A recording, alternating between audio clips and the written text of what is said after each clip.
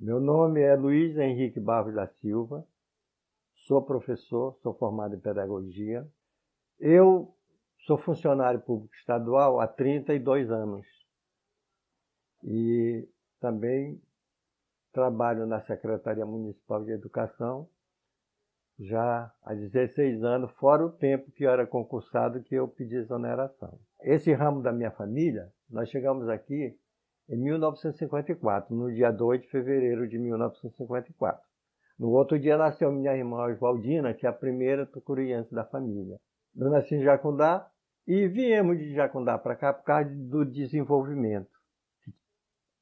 Na época que nós chegamos aqui, todo mundo, embora Tucuruí já tivesse mudado de nome em 1947, mas todo mundo só chamava Alcobaça, que era o antigo nome da cidade. É preciso entender que desde os tempos mais antigos, Tucuruí sempre foi um lugar estratégico, tanto para o governo central como para o governo estadual. No início da história de Tucuruí, que as pessoas dizem que tem 60 e poucos anos, não. Tucuruí tem sua origem muito atrás, em fevereiro de 1781, quando o governador do Pará, José Teres Nápoles de Menezes, mandou fundar o Forte de Faxina, na região onde hoje é Pederneiras. Ele tirou esse forte lá de São Domingos do Araguaia, em 1779, e trouxe para cá. Naquela época existia o contrabando de pedras preciosas de Goiás, Mato Grosso,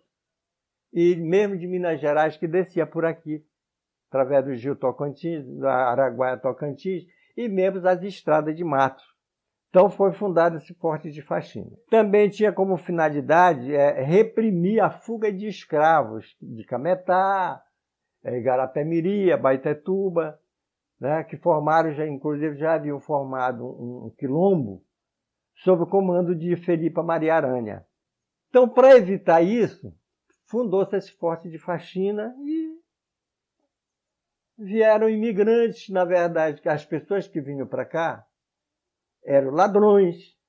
Parece brincadeira que eu estou falando, mas quando a gente analisa a história, eram ladrões, presos, fugitivos, essas pessoas. Então, a própria justiça portuguesa naquela época permitiu que viesse para cá justamente para começar a povoar essa região.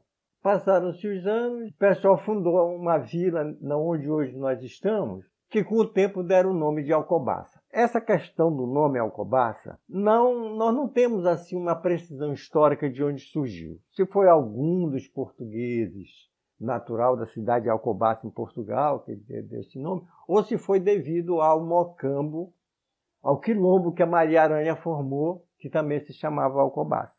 Aí Tucuruí foi se desenvolvendo, até que, já ainda no tempo do Império, lá pelo menos mais ou menos 1890, 1885, 86, existiu o sonho do governo imperial de construir estradas de ferro no Brasil para que o país pudesse se desenvolver. E, a partir daí, também veio o sonho de se construir uma estrada de ferro aqui. Acima de Tucuruí, existia, por exemplo, como em Tupiranga e outras regiões, e outras cidades, como São Domingos do Araguaia, São João do Araguaia, já existia a plantação de quacho. O que é o quacho? É uma planta tipo a seringueira. Então, já existiam essas plantações e tinha que descer daqui para Belém para ser usada, o látex tinha que ser usado nas indústrias. E aí, Tucuruí foi se desenvolvendo pouco a pouco, formou-se uma vila, né, que na verdade era dali do Mangal até a Matinha, que a Matinha foi fundada pela família Barroso, que antigamente chamava-se Barrosada. Ninguém chamava Matinha. Até na minha época de criança, só se chamava Barrosada. Por que essa coisa de construir essa estrada? Porque também começou-se a explorar um produto chamado castanha do Pará. A castanha do Pará já era usada na indústria para fazer leite e outras coisas mais. A castanha do Pará é explorada em Marabá, Tupiranga, Conceição do Araguaia, toda aquela região era explorado. As indústrias de beneficiamento já existiam aqui no Pará, mas em Belém. Como levar esse produto até lá? Além disso, além do transporte das pessoas, ser um elo de ligação entre o Pará, o estado do Maranhão e Goiás, sempre estiveram muito ligados, então pensou-se na construção dessa estrada de ferro. Que o primeiro decreto foi o decreto número 9.405, de 21 de maio de 1885, ainda no governo imperial, cuja concessão da estrada de ferro foi dada para José Negreiros de Almeida Sobrinho. Isso ficou só no papel. Quem pegou a concessão não tinha dinheiro para tocar o serviço adiante. É essas informações históricas que nós temos. Aí a construção de uma estrada de ferro, que era o sonho do primeiro grande navegador da região, que era o general José Vieira do Couto Magalhães, que foi governador das províncias de Mato Grosso e Goiás. Então ele tinha o sonho de interligar toda essa região, que era isolada, o centro-oeste e o norte. Por isso, ele fundou até uma empresa em Goiás, era Companhia de Via Ferro Fluvial Araguaia-Tocantins. Certos trechos dos rios deveriam ser feitos a navios, e aonde aqueles trechos que não poderiam ser feitos a navios seriam feitos pelas estradas de ferro.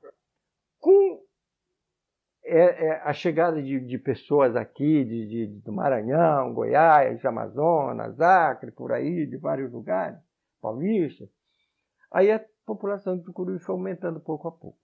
Aí surgiu aquele núcleo da estrada de ferro lá, as primeiras casas, porque a estrada de ferro foi tipo a Eletronorte aqui. Tinha um hospitalzinho, tinha as casas dos funcionários da estrada de ferro, tinha uma serraria.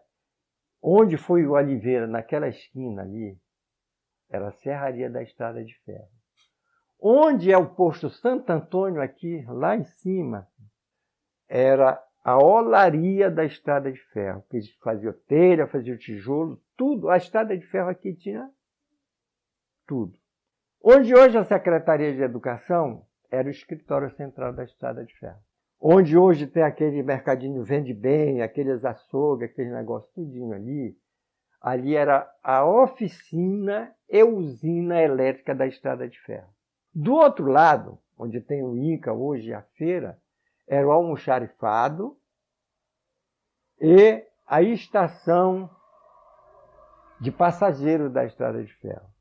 Quando nós chegamos aqui em Tucuruí, em 1954, Tucuruí ainda era pequeno, era uma cidade com cerca de 3.000 e poucos habitantes. A cidade era da Santo Antônio para lá, para baixo. Isso aqui tudo, para cima era granja, era fazenda, era tudo isso. Como era... O sonho da estrada de ferro era para escoar a produção de castanha na época que o rio não era navegável e também favorecer o trânsito de pessoas entre Tucuruí, Marabá e aquela região todinha, que a gente era muito ligado ao estado de Goiás e Maranhão. Ela foi até 1973, então a estrada de ferro é o seguinte. Ela desenvolveu a cidade, que era o elo de ligação, né? Quando chegava o verão, por exemplo, a partir de maio, o barco não subia mais por causa das cachoeiras. Então, a produção ia como? Ia pelo trem. Como é que vinha de lá para cá? Pelo trem. De Tucuruí à Vila de Jatobal, eram 117 quilômetros de estrada de ferro, que antes o projeto era para chegar até Tupiranga. Inicialmente era para chegar até Tocantinópolis, hoje no estado de Tocantins. Aí não deu para fazer isso, era para chegar até a Praia da Rainha em Tupiranga, também não deu. Então a estrada de ferro, ela teve várias companhias que faliram, né, durante esse trajeto todinho, até 1927, quando o governo do estado ele tomou conta da estrada até um determinado tempo, e a construção da via chegou até o quilômetro 82, onde é mais ou menos a altura do repartimento. De 1928 até 1938, houve uma paralisação por falta de verbas. foi um financiamento para o Ministério de Obras de Viação e Obras Públicas para tocar a Estrada de Ferro, que foi até 1946, quando chegou ao último trecho, que foi a Vila de Jatobá. A Vila de Jatobá, então, o trem levava as pessoas de mercadoria daqui até Jatobá. De lá, a pessoa atravessava o rio de barco para Jacundazinho, que era uma vila da cidade de Jacundazinho. De lá, as pessoas pegavam um caminhão para ir para Jacundá, para subir o rio, ou para ir para Marabá, para esses lugares todinhos, ou para o Maranhão, ou para ir para Goiás. Então, esse era o elo de ligação, né? 1957, sendo o prefeito de Curuí o senhor Alexandre José Francês, chamado Mimico, vieram os primeiros estudos para a construção da hidrelétrica, para ver a viabilidade disso aí. Mas isso aí ficou parado durante muito tempo. Por que se retomou a ideia da construção da hidrelétrica? Porque foi descoberto o ouro lá em Carajás e minério de ferro também naquela região. Como é que seria possível a exploração desse minério? Precisaria de uma fonte de energia muito grande para que se levasse isso adiante. Os militares, eles fizeram, né? Eles eram muito ligados a certas empresas, então resolveram a construção de quê? A construção da usina hidrelétrica de Tucuruí. Começou na década de 70, se não me engano, de 76, quando começou realmente as obras, né? Aí, primeiro passo, criaram aquela Vila Pioneira, que vieram as primeiras pessoas lá. Aí, com o andamento da obra, construíram uma estrada e fizeram a Vila Permanente, para abrigar os funcionários. Em 1957, Tucuruí tinha mais ou menos 3.000 a 3.000 e poucos habitantes. Depois, já com a construção, com o início dos estudos para a construção da hidrelétrica, passou a ter mais ou menos 5.000 habitantes. E veio muita gente de fora para cá. Durante a construção da hidrelétrica, eu tinha umas estatísticas, chegou a ter 386.000 habitantes. Só na Vila Permanente, lá naquelas vilas, tinham 58.000 habitantes que eu trabalhei lá. Eu trabalhei em 2 empresas lá. Então, só lá tinham 58.000 habitantes. O movimento era tão grande que aquelas avenidas, essa parte da cidade não existia. Ela só passou a existir depois da construção da hidrelétrica. Tinha uma empresa de veículos, a Belalto, tinha mais de 1.000 veículos alugados pela Eletronorte aqui naquela época. Então, trouxe esse desenvolvimento. Então, eu costumo dizer sempre o seguinte: Tucuruí sempre foi um ponto estratégico dentro desse estado. O maior sonho da minha vida era que fosse instalada a hidrovia Araguaia-Tocantins. Que aí nós não teríamos essa questão de desemprego que nós temos. E hoje nós estamos numa cidade que o pessoal está indo embora porque não tem emprego. Não se pode negar que o advento da Estrada de Ferro Tocantins realmente foi um processo, um projeto colossal para aquele momento histórico. Já no final do governo republicano, por volta de 1890, há uma autorização para a extensão da malha ferroviária no país.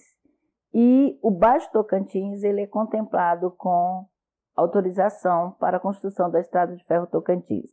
Ela tinha como principal objetivo tentar diminuir o interposto entre a região tocantina até o estado do Goiás. Qual a importância dessa estrada de ferro para aquele momento histórico? Para escoar toda a produção daqui, era quase inviável, uma vez que a própria malha viária era impossível, devido o Rio Tocantins ser dono de belos trechos dos chamados pedrais. Não se pode negar que essa construção da Estrada de Ferro Tocantins ela vai possibilitar o interposto comercial em toda essa região. O que se tinha de rico para exportar? Temos, fundamentalmente, as drogas do sertão, temos a castanha do Pará, temos a madeira nobre. Produtos esses ainda visto com grandes olhos e desejo para todo o resto do país e também para exportação. Falar da castanha é falar hora de dor, porque os castanhais existentes no Baixo e no Alto Tocantins hoje já não existem mais, apenas nas memórias. Eram vários castanhais, dentro inclusive de áreas quilombolas, no Rio Tocantins acima, na região onde a gente pode hoje chamar de Velha Jacundá, já que não existe mais, e a margem praticamente do Rio Tocantins. A construção, ela tinha um trecho desejado, que era justamente vencer os trechos encachoeirados do Rio Tocantins. Ela nasce na cidade de Tucuruí, vai até a região que hoje também não mais existe, a região da Velha Jatobá. Dava um trecho de aproximadamente 100 e poucos quilômetros, quase 112 quilômetros, que seria esse trecho. Não podemos esquecer também que essa construção da estrada de ferro, ela traz em si características que são de construção de grande projeto, porque construir uma estrada de ferro nessa imensidão que chama-se Amazônia é realmente um desafio descomunal, como diz o Padre Vieira nos seus sermões. Por que descomunal?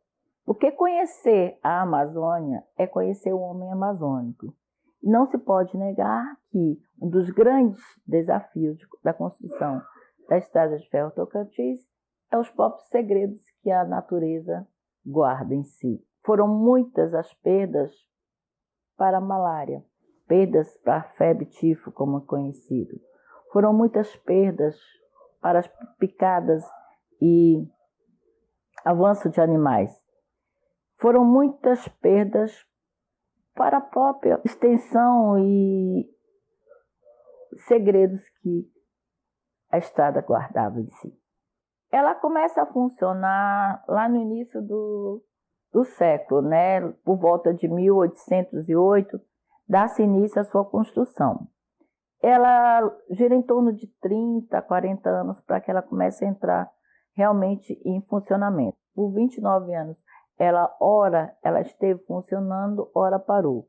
Mas a gente diz mesmo hoje, os historiadores, estudiosos da Estrada de Ferro Tocantins, por sinal tem excelente trabalho, uma excelente historiografia, por 29 anos, ininterruptamente ela funcionou.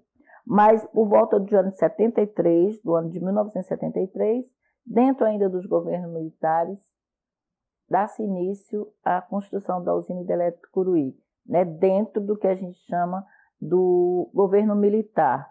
Inicia-se a construção da hidrelétrica em 1973, ainda no governo Médici, e é entregue a primeira fase em 84, já no governo do presidente general Figueiredo, que é o mais chamado, mais conhecido como mais abertura, um governo mais moderado. Dessa transição histórica que a gente não vai se aprofundar, que é a devolução do poder ao povo, né? Sai das mãos dos militares e volta para a mão dos civis, entre aspas. Os estudos da construção da usina hidrelétrica, ela está remontado lá nos anos 50, já por volta dos anos 50. Em 1973, dá início.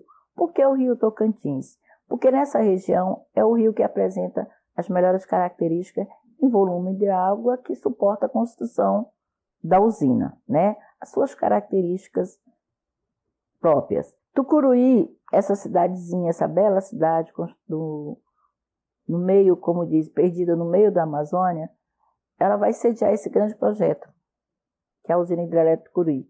Mas esse projeto ele não está sozinho. A usina hidrelétrica Tucuruí está linkada naquilo que a gente chama, e conhecido como VESA, também uma grande historiografia, do grande projeto Carajás. E sem a construção da usina de Tucuruí, era impossível, né, que durante ainda os governos militares desse início ao grande projeto Carajás, que tem como ponte, como leque, nós temos o grande projeto Carajás, né, a Albrás, a Alcoa, a Lunorte, que Tucuruí seria e é o promissor de energia para tudo isso. No ano de 1973, como já citei, com autorização do início da construção da hidrelétrica, a estrada de ferro é, por fim, colocada, né, no ostracismo, ou seja, paralisa as atividades da estrada de ferro e abre-se uma malha viária. Essa malha viária para a região, a primeira foi a BR-422 e a PA-263. Com a construção dessas duas malhas viárias, o que vai ocorrer? O primeiro surto migratório da região norte. Penso da época que, por volta de 1970, Tucuruí contava com a população de aproximadamente 5.000 habitantes. E já no final da construção da primeira fase da usina hidrelétrica, Tucuruí sobe para 100 e tantos mil habitantes. E com isso, toda essa mudança política, econômica e social, né? Todas as mazelas sociais, né, econômicas e ambientais aqui vão ser instaladas. A construção da usina hidrelétrica do Tucuruí não foi diferente de nenhum outro projeto. Quando a gente diz que o grande projeto ele traz o positivo, há também o negativo, a dialética da vida, né? Com o advento da construção da usina e a imensa quantidade de pessoas, principalmente vindas da região norte, nordeste e da região centro-oeste do país, há essa mistura de culturas, essa miscigenação de culturas. E é claro, quando ocorre essa miscigenação de cultura, aquilo que é local se perde, tende a se perder. Uma vez, por exemplo, que a gente pode contar que havia na cidade de Tucuruí imensas manifestações culturais que vai desde a dança dos cordões de pássaro até a dança do samba de cacete. Isso se perdeu. Se perdeu também por quê? Porque se perdeu a história das famílias que viviam nas velhas cidades, como a Jatobá, Itupiranga, Jacundá, Velha Jacundá, Breu. Toda essa região dá vazão para o lago, a formação do lago da usina hidrelétrica Tucuruí. Lá fica submerso toda a parte estrutural e toda a parte emocional. Por que a gente diz toda a parte emocional? Porque tudo que foi submerso, ela, ora, não pode, nunca e jamais será recuperada, bem como a memória local. Não se pode hoje, por exemplo, voltar à Velha Jacundá. Não se pode hoje, como Ecléa Bose descreve em Memória de Velhos, eu não posso hoje visitar os campos sagrados, onde lá estão enterrados meus entes queridos. Não podemos. Eu não posso voltar, nem rememorar e nem brincar, sentir o cheiro do quintal da minha infância. Eu não posso percorrer os cantos da minha infância, da casa da minha infância que eu nasci.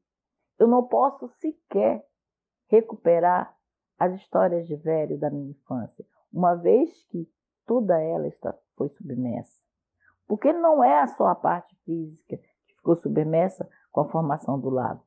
Lá sim, também foi submersa a história. E nessa época estava se fazendo central de concreto, estava se fazendo a ponte de concretagem, que era uma ponte onde está em cima a barragem hoje ali, onde passa aquela estrada, ali tem uma ponte de ferragem ali muito grande. Foi feita em Santo André, na Ficheta, eu trabalhei nela e eu vim montar essa ponte e conheci Tucuruí. A empresa que eu trabalhava lá, a Ficheta, ela veio com a turma dela, uns técnicos, ficaram aqui. Eu não quis ficar, eu voltei para São Paulo. Mas eu já conhecia, aí em janeiro de 78 eu vim para cá, de vez. Mas eu já vim recrutado para fichar aqui, pela Camargo Corrêa.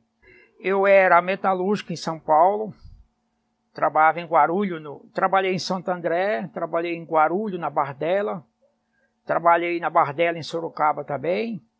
E depois de várias greves que a gente fez lá em São Paulo, eu fui obrigado a vir para Tucuruí. Já conhecia a empresa Camargo Corrêa. Aí a Camargo me mandou para cá em janeiro de 1978 para vir fazer um concreto gelado aqui em Tucuruí, fazer o sistema de gelo de concreto. Eu fui recrutado em São Paulo. Chegando aqui, o salário era muito baixo, eu ganhava muito bem. Lá em São Paulo eu fichei com 25%, 30% do que eu ganhava lá, aqui. E eu tive que ficar aqui porque não podia voltar para lá. E seguido pela ditadura militar na época, eu não podia voltar. E eu fiquei aqui. Casei logo no mesmo ano, 78 mesmo.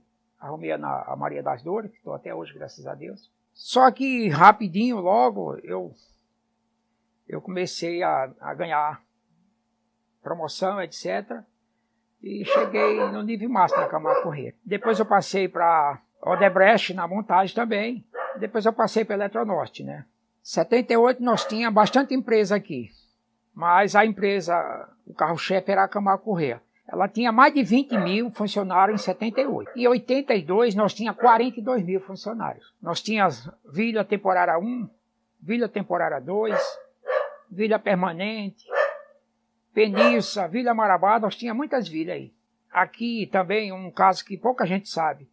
Aqui a vila pertencia ao estado de São Paulo, a capital São Paulo, era um bairro de São Paulo. O prefeito de São Paulo é que mandava aqui a educação, no início era de São Paulo. Era a unidade integrada de ensino, pertencendo à Secretaria de Educação da cidade de São Paulo. Quando nós chegamos aqui, a gente veio para fazer o desvio do rio. A cidade de Tucuruí tinha 4 mil habitantes no máximo, cidade de Tucuruí. Era uma cidade na beira do rio só. Jaqueira, um pouco da Lauro Sodré, Matinha. E Tucuruí aqui, nós fizemos canteiro de obra aqui. Tinha alojamento, grandes alojamentos aí em volta, onde é a Ecruz, ali por ali. Eram os alojamentos e estávamos trabalhando com o desvio do rio. É tanto que em 78 a enchente foi tão grande que ela estourou as secadeiras. A gente não tinha ainda concreto. Nós estávamos trabalhando em desvio do rio, só cavando, detonando muita brita, muito caçamba de pedra, fazendo ainda o desvio do rio. Veio muita gente de São Paulo, do Rio Grande do Sul, do Nordeste, Paraíba, João Pessoa, do Ceará, Minas Gerais, Goiás, vinha gente de todo canto do Brasil, mas os profissionais. Não vinha ajudante, não vinha aprendiz de lá ainda para cá. Essas pessoas foi daqui da região. Aqui nós tínhamos um centro de treinamento onde a gente construía os formantes, carpinteiro, predeiro, eletricista. Essas profissões eram formadas aqui mesmo. Muitas pessoas aqui da região viraram profissionais e foram ficando aqui. Isso aqui foi uma academia, uma faculdade de formação de profissionais. Aqui nós formamos os melhores profissionais de montagem do Brasil aqui. Na época do governo militar, tinha muita gente trabalhando. Foi até João Figueiredo em 82. Mas depois que entrou o governo Sarney, parou. Faltou dinheiro, parou, a obra ficou parada. Aí muita gente saía para as outras obras. E ficava só algumas funcionando, um pouquinho de gente. Só terminou de ver a obra mesmo quando o Lula chegou, que terminou a primeira etapa e a segunda. Se nós falamos da parte eletromecânica, montagem. A parte de concreto, parte civil, essa já estava feita. Essa foi feita rápido. Mas precisava das máquinas, conduto forçado, turbina, geradores, linha de transmissão, subestação. Precisava da parte eletromecânica. Essa parte foi concluída mesmo já no governo do presidente Lula. Eu conheci ele em São Bernardo, no sindicato. Eu era do sindicato de São Paulo. Então ele era presidente do sindicato do ABC. E quando tinha uma greve em São Paulo, ele era um articulador muito bom. Ele vinha.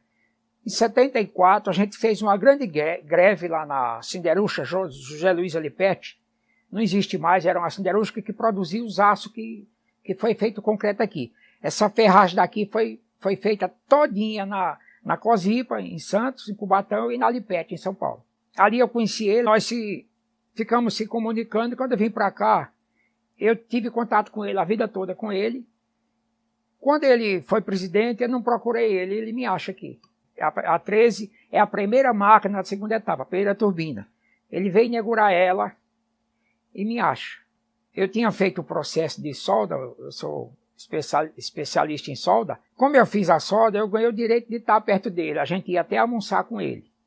Eu e mais 9 funcionários. A gente foi escolhido 10 profissionais de toda a obra para almoçar com o presidente. Era proibido falar com o presidente. E eu fui falar que eu era amigo dele, ninguém acreditou. Ele só entrou lá no ambiente quando me levou. Pegaram o braço assim, aquele gesto dele assim. Eu era técnico, assistente técnico, depois eu passei para apoio técnico administrativo, ligado à DE, Diretoria de Engenharia. Aí terminou o mandato da Dilma com impeachment, né? Ela foi impeachmentada e eu fui exonerado no mesmo dia junto com ela. Foi perseguido. Mas eu não achei ruim. Quando eu saí de Eletronorte, as portas se abriram. Tinha muito emprego para mim, eu que não quis. Eu participei do crescimento de Tucuruí. Criamos a segurança pública, um conselho chamava SINJU, Conselho Interativo de Segurança e Justiça.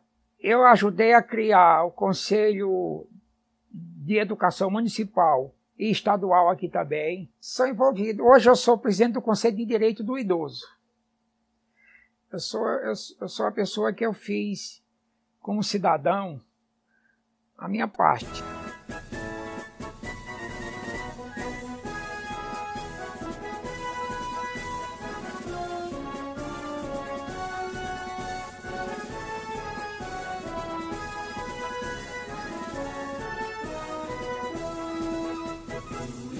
Cidade querida, diante de todo luz e calor.